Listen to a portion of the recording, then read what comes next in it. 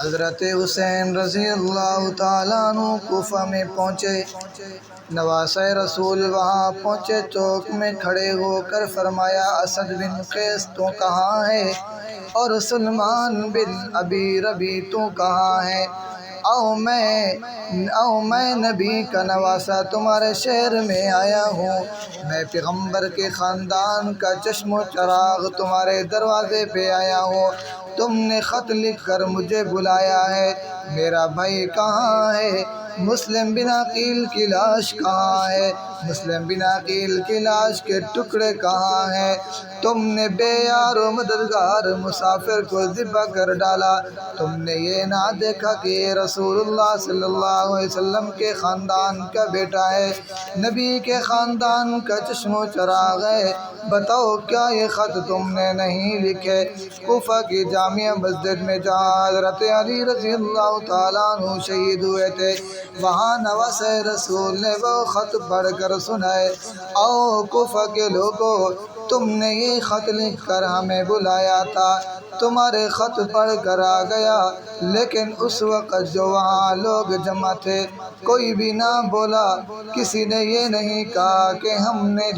نے خط لکھ کر بلایا ہے۔ حضرت حسین رضی اللہ تعالیٰ عنہ وہاں سے چلے، ان لوگوں کو معلوم ہوا اگر نواسۂ رسول شام پہنچ گئے کہیں یزید ان کی شرطوں کو تسلیم نہ کر لے، حکومت کی فوجیں ساتھ ہیں اور وہ بھی ساتھ ہیں۔ حضرت حسین رضی اللہ تعالیٰ عنہ کوفہ سے چلے، 9 میل کے فاصلے پر کربلا کا میدان ہے، وہاں پہنچتے ہیں۔ یہ لوگ بھی وہاں پہنچے تھے، کون لوگ؟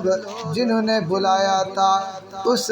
خلا میں کہ نواسۂ رسول وہاں پہنچ آ کر اپنی شرطوں کو منوا لے گا، شرطیں مانی جائیں گی، ہمارا قیمہ ہو جائے گا، ہم تو امیر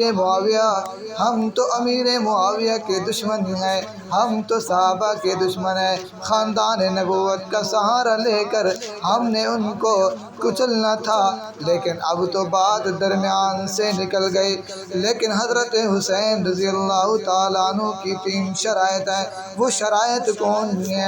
سی ہیں؟ مجھے بتاؤ، کیا تمہاری کتاب جلاء العیون میں یہ نہیں لکھا کہ حضرت حسین نے خطبہ میں فرمایا مجھے چھوڑ دو یا میں سرحدوں پر چلا جاؤں، مجھے چھوڑ دو، میں جا کر اگر یزید میری باتوں کو مان لے تو میں اس کے ہاتھ میں ہاتھ دے دوں، یا مجھے چھوڑ دو میں مدینہ واپس چلا جاؤں۔ لیکن اس وقت کوئی آدمی بھی ان کی حامی بھرنے والا نہیں تھا، کوئی آدمی ان کا ساتھ دینے والا نہ تھا۔ اور بدماشو، تم بتاؤ، پیغمبر کے نواسے نے چوک میں خطبہ دیا، اور خط لکھنے والوں کہاں گئے ہو؟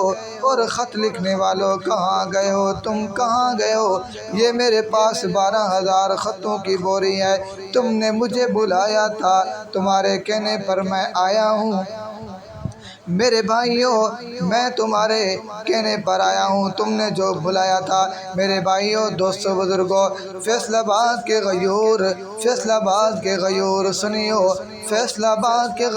سنیو، اور ڈیرہ اسماعیل خان کے غیور سنیو۔ تم فیصلہ کر کے بتاؤ، تم عدالت لگاؤ، میں تمہارے دروازے پہ آیا ہوں، تم جج بن جاؤ، تم وکیل بن جاؤ، تم آؤ انصاف کرنے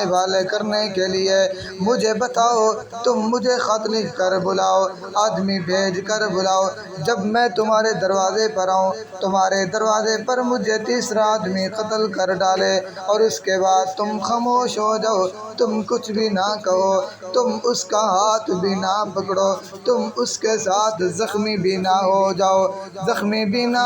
جاؤ، تم قاتل سے یہ بھی نہ کہو کہ یہ میرا مہمان ہے، اسے چھوڑ دو، یہ میرے پاس آیا ہے، اسے چھوڑ دو،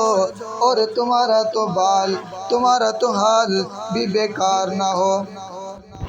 اور تمہارے ماتھے پر پسینہ بھی نہ آئے، تمہیں کچھ بھی نہ ہو، مجھے بتاؤ جب یہ واقعہ ہو جائے تمہارے دروازے پر مجھے ذبح کر دیا جائے اور تمہیں کچھ بھی نہ ہو، میرے ساتھ میرے چھوٹے چھوٹے بچے ہوں، ان کو بھی مار دیا جائے، ذبح کر دیا جائے، ان کے ٹکڑے ٹکڑے کر دیے جائیں، اور پھر میں تمہارے کسی بزرگ کا بھی لڑکا ہوں، اور میں تمہارے پیر کا لڑکا ہوں، تمہارے پیشوا کا لڑکا ہوں، اور خط لکھ کر تم نے بلایا ہو،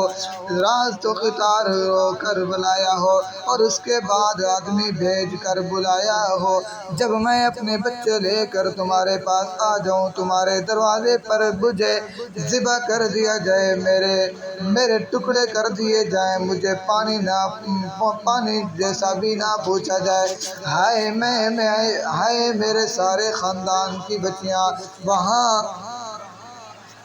وہاں پردے میں بیٹھ کر پریشان ہو جائیں، لیکن تم خاموش ہو، تم فیصلہ کر کے بتاؤ، میں قاتل کس کو کہوں، میں بدمعاش کس کو کہوں، میں مکار کس کو کہوں، میں غدار کس کو کہوں، میں سازشی کس کو کہوں، میں فریبی کس کو کہوں، فیصلہ تم کرو، عدالت تمہارے پاس ہے، چلو اس کو بھی نہیں مانتے، نہ مانو، میں آگے چلتا ہوں، کوفہ سے آگے چلے گئے، کربلا کا میدان آ گیا، وہاں اگر 10 محرم کو نماز ظہر کے بعد پیغمبر کے نواسے کو شہید کر دیا گیا، ذبح کر دیا گیا، بچوں کو ذبح کر دیا گیا، بچوں کے حلق سے تیر اتار دیے گئے، وہاں پانی نہ ملا، وہاں تڑپ تڑپ کر پیغمبر کے نواسوں نے جان دے دی، نبی کے بیٹوں نے جان دے دی۔